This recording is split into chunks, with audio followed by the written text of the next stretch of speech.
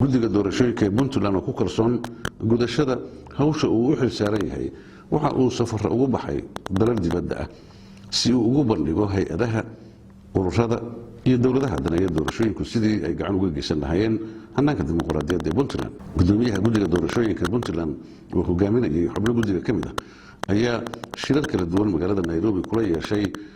inta danaysa doorashooyinka qaybtii hore ee 2019 markii la isla falanqeeyay qorshaha guddiga iyo dadaaladii iyo waxqabadkii muddadii yareed ee u dhisana deeqbixiyaashu waxay ballan qaadeen in ay guddiga gacan ka siinayaan sidii loo hirgelin lahaa doorasho qof iyo cod ah inay ka dhacdo gobolada iyo degmooyinka Puntland. Guddiga doorashooyinku waxa uu la tashiyo iyo xiriir ku saabsan doorashooyinka Puntland la yeeshaa deeqbixiyaasha siiba safaaradaha sida Midowga Yurub, Mareykanka, Britain, Denmark, Switzerland, Sweden iyo hay'adaha Interpeace, Sahel, Diakonia, PDRC, Sanduuqa Xasilinta Soomaaliya SSF iyo hay'adaha wadaniga ah ee guddiga bahwadaagta ay yihiin sida BUMSA,